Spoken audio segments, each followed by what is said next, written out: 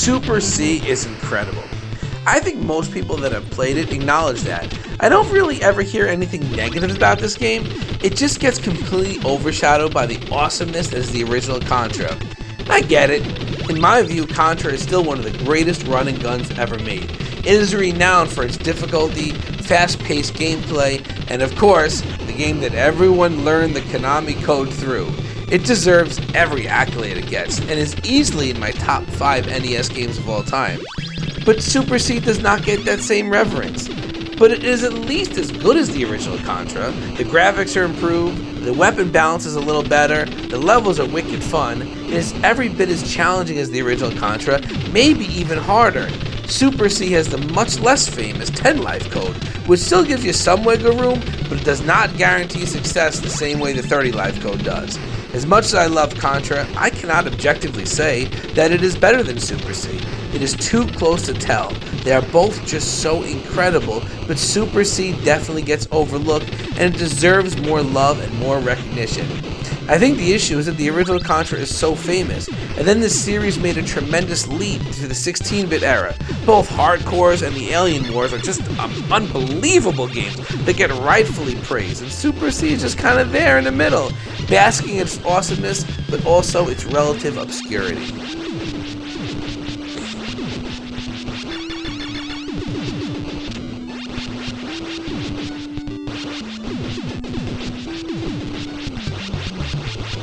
Double Dragon 3 is easily the most underappreciated game on this list. It gets such a tremendously bad rap, and I just don't get why. As a kid, when I played this game, I completely fell in love with it. The moveset here is great. There's a ton of oomph to all of your hits, the weapons are fun to use, and you could do cool things like bounce off walls and chuck enemies by their head. It's just so unbelievably satisfying. You also get access to different characters, which is a first for this series. Both characters are really fun to use, and they add a nice variety that you just did not see in beat-em-ups of that era. As a kid playing this game, it was easily my favorite in the series. It never even occurred to me that there would be people who do not enjoy it. As an adult, I feel the exact same way. This is a game I revisit nearly every year, and have been doing so for basically my entire life. To this day, it is every bit as fun as it was the first time I played it. But now we have this thing called the internet. Double Dragon 3 was an unfortunate victim of the angry video game nerd, who besmirched this game's reputation, and as such, it now has a negative online presence. The main complaint I hear is that it's simply too hard. To that, I just say get good. No, seriously though, the reality is you actually have more lives and continues in Double Dragon 3 than any other game in this series, at least on the NES. Sure, you start out with one life, and if you die in the first 2 stages, you get a game over. But let's be honest here, if you die on the first 2 stages of either of the other Double Dragon games, you may as well restart, because you have no chance of beating the end game in those games if you die on the first 2 stages. But in Double Dragon 3, as you unlock extra characters, you can swap between them, giving you an even longer life bar if you manage your health correctly. And then if you make it to the last level, you even get a continue, making Double Dragon 3 the only NES entry that gives you a continue option without a cheat code. So yeah, it may start a little harder, but it is actually the most forgiving game in the series. I just love everything about this game, and the fact that it gets such a bad reputation is just unfair. Give it a shot. Play it, learn it, and I guarantee you will love it as much as I do. I just love Super Mario Bros. 2. It is such an odd game, and a relic from a time when you never really knew what you were getting in a video game sequel. I will never forget the day I got this game. It was released a month after my 8th birthday. My parents promised me they would get it for me on release day. I remember coming home from school, I was just so excited to play it, and my parents just saw me and pretended like nothing happened and just left the house. I sat there in sorrow, sitting home alone, and they came back 5 minutes later. They were pranking me, and they came back with Super Mario Bros. 2 in hand. And then they left me for real, leaving me home alone at 8 years old to play this game. Now in 2025, that sounds like a great story that would end in a Child Protective Services call. But in 1988, it was just one of the best days of my life. When I turned it on, it was just so incredible. The graphics were bright, they were so colorful, and so much more detailed than the original Super Mario Bros. And the gameplay was just insane. You could ride enemies, throw vegetables at them, there were hidden doors, deserts to dig through, and even the original nemesis that came in the form of a terrifying face that followed you relentlessly when you were holding its key. The soundtrack was top-notch, and still gets stuck in my head to this day, and the bosses here are innovative and fun. I don't think the Mario series in general is known for its boss battles. Generally speaking, I think the bosses are the weakest parts of most Mario games.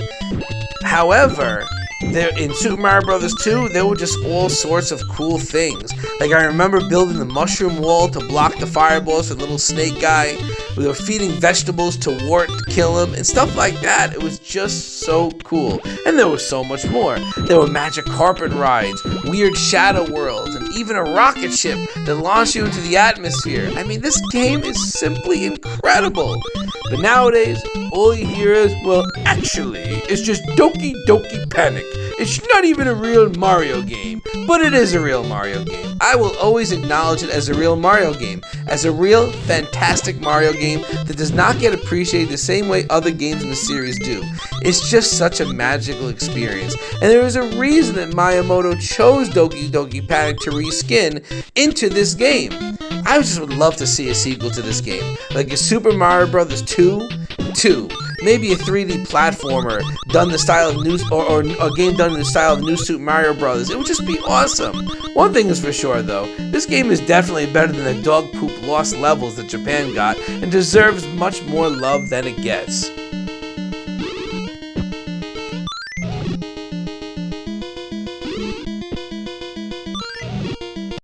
We all know that the original Batman on the NES is one of the greatest superhero games ever made. Easily the best Batman game until the Arkham series. Oh, maybe that point is debatable, but I'm sticking to it. The sequel, Batman Return of the Joker, doesn't get talked about as much. It's a weird game, it's kind of quirky, and definitely not what you'd expect from a Batman game. For starters, it plays more like a run and gun than anything else. Batman has a gun, and you upgrade by getting various different weapon types. It's an odd design choice for the superhero most famous for never using a gun. And there are also these boss battles that are almost framed like a one-on-one fighting game, only more of like a one-on-one shootout game. You and the boss have their own energy bars, represented by huge numbers, and they both kind of charge up at the beginning of the fight as their life meter fills up. It's almost like something out of Dragon Ball Z. The whole game is just kind of odd, but it is a lot of fun. The graphics in particular we're talking about here, large detailed sprites and environments, make it one of the best looking games on the NES.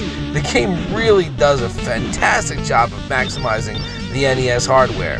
The physical of this game is kind of pricey, so you might want to try playing it a different way, but you definitely should check it out. It's not as good as the original Batman, but it's cool, and does something a little different than your typical Batman game.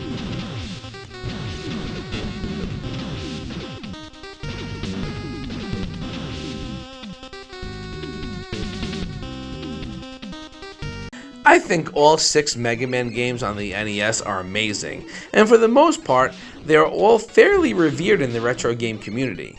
The Mega Man 5 tends to be the black sheep among many in the series. As far as collectors are concerned, it is valued for its rarity and high price tag, but outside of that, Mega Man 5 just does not get that much love. The main criticism I hear is that the Charge Buster in this game is just way overpowered, kind of rendering many of the abilities moot. There's some validity to that. The Charge Buster here is really OP, and you can beat most bosses pretty easily without knowing their weaknesses. Of the 6 original games, Mega Man 5 is definitely the easiest, but is that even really a bad thing?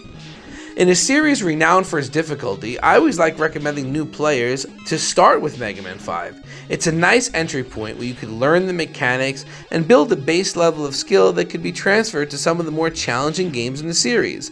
It is a really fun ride too. This series introduces some fun gimmicks like a little shmup stage and a reverse gravity stage, just to name 2 of my favorites. Some of the weapons are a lot of fun to use. I mean, come on people. We could all love Mega Man 2 and also acknowledge that the Metal Blade is the most overpowered weapon in the history of gaming. Why can't we give Mega Man 5 the same grace?